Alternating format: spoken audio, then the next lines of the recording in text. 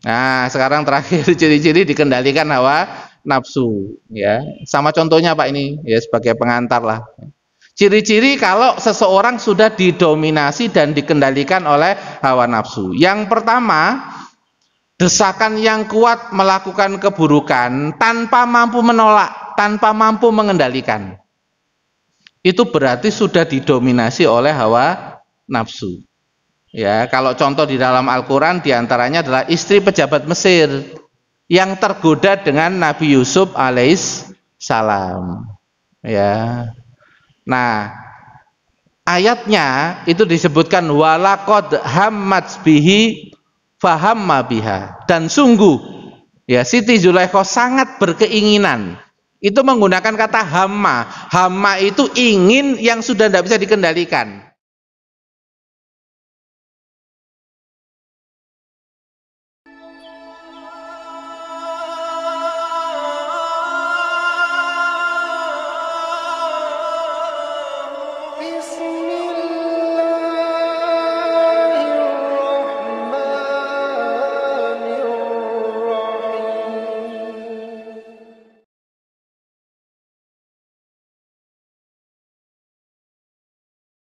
Nah, sekarang terakhir ciri-ciri dikendalikan hawa nafsu, ya. Sama contohnya Pak ini, ya sebagai pengantar lah. Ciri-ciri kalau seseorang sudah didominasi dan dikendalikan oleh hawa nafsu. Yang pertama, desakan yang kuat melakukan keburukan tanpa mampu menolak, tanpa mampu mengendalikan. Itu berarti sudah didominasi oleh hawa nafsu. Ya, kalau contoh di dalam Al-Qur'an diantaranya adalah istri pejabat Mesir yang tergoda dengan Nabi Yusuf alaihissalam. Ya. Nah, ayatnya itu disebutkan walaqad hammat bihi fahamma biha, dan sungguh ya Siti Zulaikha sangat berkeinginan. Itu menggunakan kata hamma.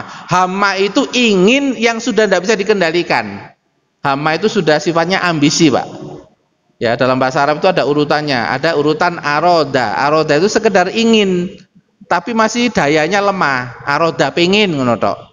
Nanti kalau sudah ingin tapi sudah punya maksud yang lebih kuat, namanya kosoda.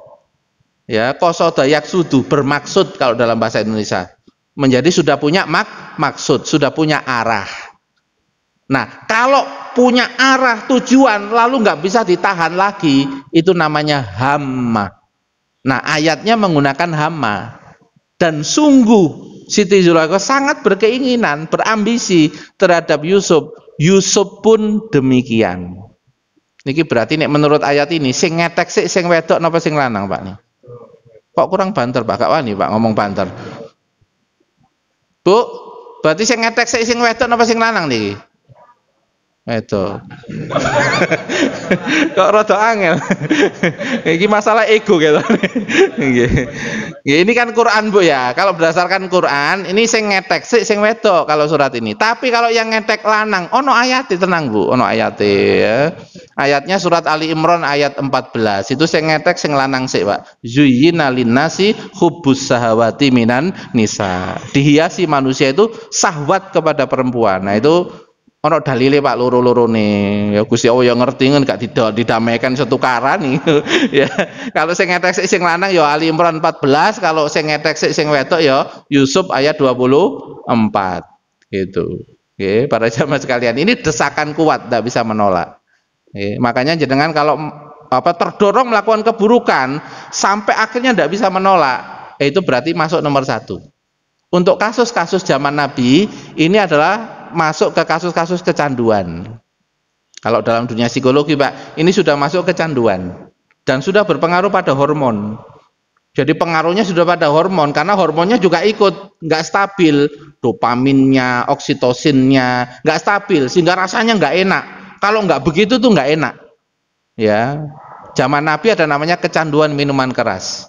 Ketika datang perintah untuk untuk minuman keras, itu perintahnya bertahap Pak. Untuk menangani orang yang kecanduan itu bertahap, nggak bisa langsung kemudian dibetot terus marone hilang, nggak bisa. Itu tahapannya apa para jamaah sekalian? Tahapannya adalah membatasi jangan sampai kecanduannya itu bertambah parah dan tidak pada tempatnya. Ya, maka ada ayat la taqrabus sholata wa antum sukaro. Ngombe awakmu memang gak iso nahan, tapi nek pas salat ojo ngombe rek. Tahapannya ngoten Pak ayat itu. Ya, karena Pak ini golongan orang yang kecanduan, ada tahapan solusi pengobatannya. Tahapan yang kedua itu tahapan diajak mikir manfaat dan mudorot. Ya, itu juga disebutkan di dalam Al-Qur'an. Di dalam khomer sama judi itu ada manfaatnya, tapi mudorotnya lebih besar. Makanya kalau nangani Pak, orang yang sudah dikendalikan hawa nafsu, gak iso langsung pakai logika syariat sih gurung iso. Neraka gak iso Pak. Itu. Tapi logikanya pakai apa? Mudorot dan manfaat. Ya, karena hawa nafsu itu dia bisa mikir dari sisi apa? Mudorot sama manfaat. Ya. Seperti sekarang ada kecanduan remaja namanya K-pop. Kecanduan karo konser Korea Pak, musik-musik Korea. Sampai ngancam mae karo bapak ya, aku nek gak ditukokno konser, bunuh diri aku. Wah, ada yang sampai begitu Pak. Kenapa? Bapak ibu sibuk, lalu dia itu lagu-lagunya Korea itu menjawab isi hatinya Pak. Merasa dia itu ditemani. Apa maneh ono bagian marketingnya Pak nang kono iku Pak. Ya, yang menjawab kebutuhan jiwanya. Berarti kan didekep arek iku. Didekep sama sebuah marketing yang arahnya kepada sesuatu yang buruk. Ini tidak bisa Pak langsung dicabut golek blas, tidak bisa. Itu tahapan yang dilakukan adalah apa? Tahapan pendekatan dulu. Ya, nek gak cedek mari ngono ngomong dipercaya apa mboten Pak? Gak dipercaya. Itu makanya kalau dalam terapi kalau kita ada klien ya kita lihat dulu porsinya seberapa hawa nafsunya ini. Kalau kuat sekali kita tidak langsung dibenturkan sama syariat, enggak tekniknya. Tapi ada teknik-teknik seperti turunnya Al-Qur'an surat Al-Khomer tadi itu.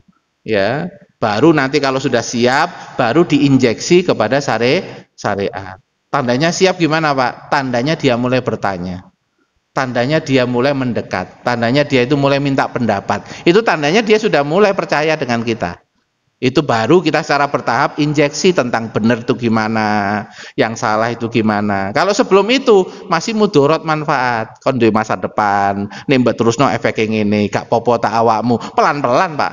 Kalau nangani kasus klien yang begitu, ya, ini klien-klien yang selama ini kita tangani. Ini yang pertama Pak ya, desakan kuat ini biasanya kalau dalam dunia terapi nanti terapi orang kecanduan. Yang kedua, ada orang itu yang dipenuhi tanpa merasa cukup dan puas. Ini biasanya sudah ambisi bisnis yang tidak tertahan, ambisi cari dunia yang tidak pernah habis. Sampai umur 80 saya ngurusi Pak. Padahal ini umur swidak Pak, 70. Iku waya-wayai nyedek karo agomo. Minimal itu paling cepat tuh 40 loh Pak. Itu paling lambat karena Nabi itu diangkat Nabi pada umur 40 wis wayahe harus fokus ke arah agama tenanan karo agama itu. Tapi banyak nggak umur 70 saya ngurusi macam-macam, banyak nggak Pak? Banyak gitu. Dan itu berarti apa? Dia sedang dikendalikan hawa nafsunya karena apa? Tidak pernah cukup dan puas itu. Nah contohnya Korun ya, di zaman Nabi Musa yang kaya raya sampai terkena gempa tenggelam di bumi. Seandainya manusia diberi 2 lembah berisi harta, tentu ia masih menginginkan lembah yang ketiga. Yang bisa memenuhi dalam perut manusia hanyalah tanah. Ini ada kisah nyata Pak, orang itu kehilangan handphone, harganya jutaan, sekitar 3 juta.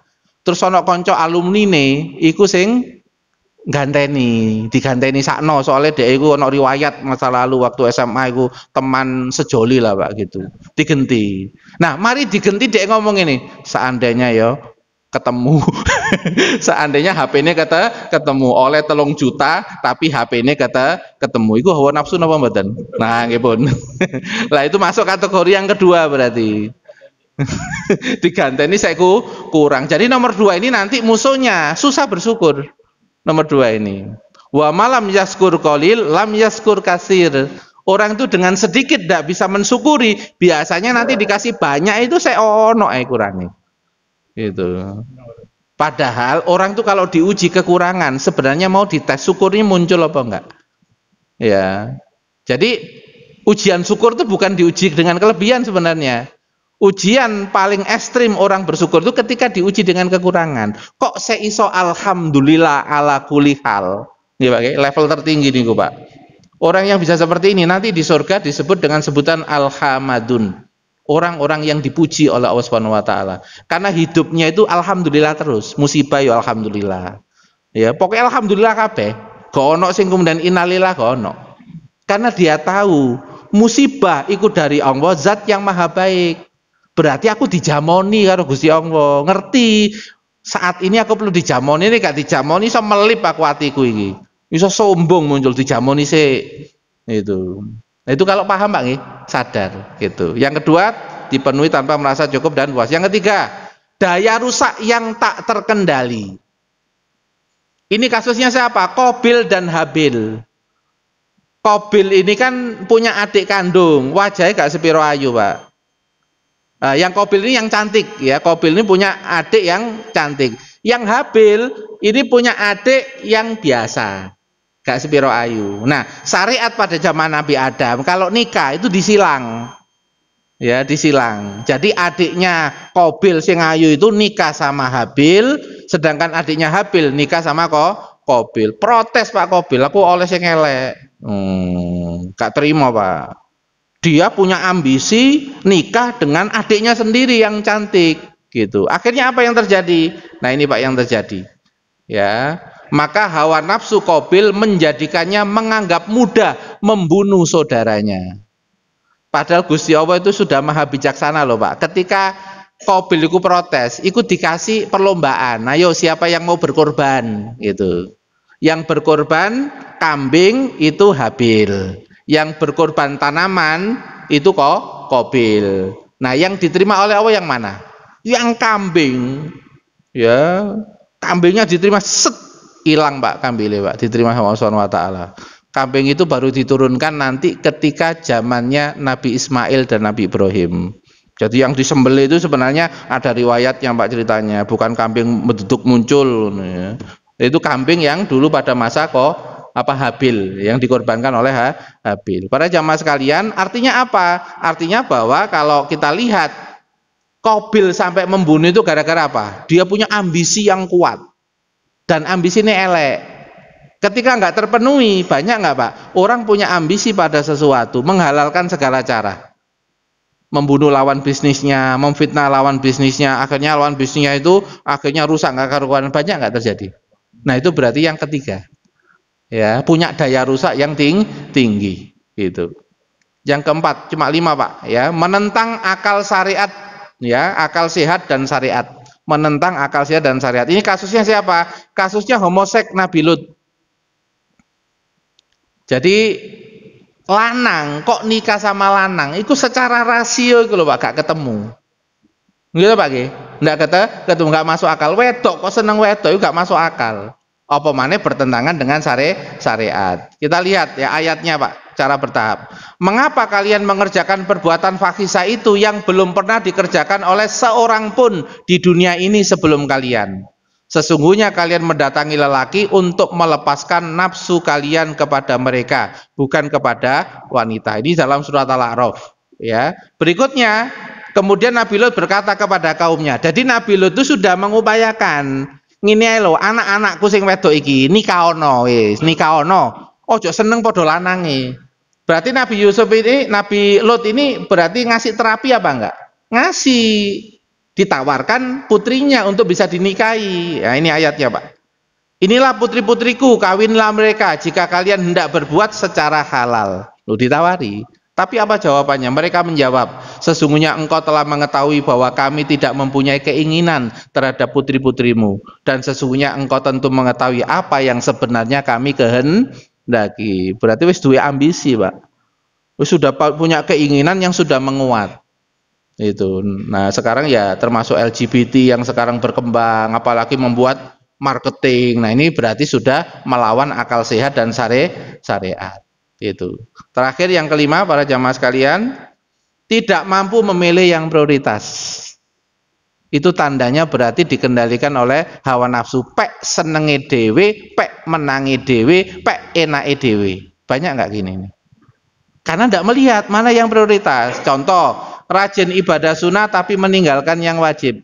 Bisa terjadi nggak ini? Bisa, Pak. Ya, sunnah gak karu-karuan, tapi wajibnya banyak yang ditinggalkan. Ya, rajin ibadah sunnah tapi terus melakukan keharaman. Kira-kira Pak, meninggalkan yang haram sama melakukan yang sunnah, mana yang prioritas? Meninggalkan yang haram. Misalnya mau nyium hajar aswad, tapi karung pakai gaya silat, dipakai semua jurus kungfunya Pak, untuk nendangi wong-wong sing ngalang-ngalangi.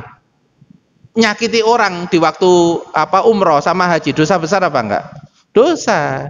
Tujuannya untuk mendapat sunnah, yaitu nyium hajar aswad. Ono sing dipeting, ono apa ganggu wae. Dia belajar mencium hajar aswad, dia dapat sunnah tapi melakukan keharaman. Nah, itu tandanya berarti dia hawa nafsu meskipun agama, Pak.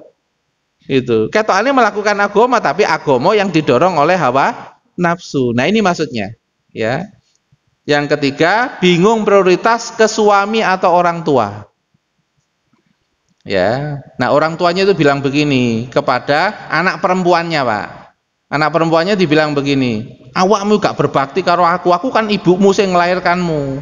Kok malah nurut karo bojomu? Padahal bojone ya bener, tapi ibunya itu ngomong begitu. Kira-kira Pak, yang istrinya itu harus nurut ibunya atau nurut suami? Suami. Kenapa? Karena sudah ada penyerahan di akad nikah. Ya, beda dengan laki-laki. Kalau laki-laki tidak diserahkan, laki-laki masih ada hubungan sama ibu kandungnya, nggak ada hijab kalau laki-laki. Tapi kalau perempuan itu ada hijab, dihijab dengan akad nikah, sehingga haknya suami lebih besar. Nah, cuma tetap harus pakai adab dan etika. Meskipun haknya suami lebih besar, karena yang dihadapi itu mertua yang lebih tua, maka harus pakai etika, harus pakai adab. Ya, cara mengkomunikasinya harus qaulan karimah, dengan bahasa yang tetap memuliakan, bukan dengan bahasa-bahasa yang menyalahkan. Itu. Apalagi kalau mertuanya ini umure suwidak tapi jiwane sik arek cilik. Ada apa enggak, Pak? Ada. Ya, yang dilakukan itu apa, Pak? Menteror. Ya, anaknya yang perempuan tadi itu dengan kata-kata awakmu durhaka. Itu kan nggak ngerti agama tapi menggunakan kata-kata agama. Nah, ini ada kasus klien Pak sampai kemudian hampir depresi gitu. Nah, ketika datang kan perlu dikasih Pak, perlu dikasih apa? Rasionalitas dari akalnya dinaikkan. Agama itu ngajar begini loh Mbak. Jadi ini ono omongan iku, meskipun omongannya durhaka, tidak berbakti, omongan iku nggak benar secara fakta. Jadi nggak boleh dimasukkan ke hati. Apalagi mak sampean iku wis tuwek, metu arek cilike. Gak semua harus dimasukkan ke dalam hati. Mosok jenengan tuh karo arek cilik kabeh dilebokno hati, Pak.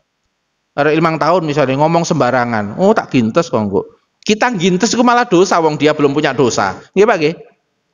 Lah ini kan maksudnya kan begitu Pak, harus proporsional. Ya, melihat sesuatu harus proporsional. Ya, saya kira itu Pak materi kita pada pagi hari ini. Moga-moga manfaat, moga-moga berfaedah ya, perbaikan pada diri kita sehingga diri kita menjadi lebih baik dari sebelumnya. Amin ya rabbal alamin. Mari kita tutup dengan doa penutup majelis. Kita istighfar 3 kali. Astaghfirullahaladzim, astaghfirullahaladzim, astaghfirullahaladzim. Subhanaka wa huma bihamdik, asyhadu an la ilaha illa anta, astaghfiruka wa atubu ilaik. Assalamualaikum warahmatullahi wabarakatuh.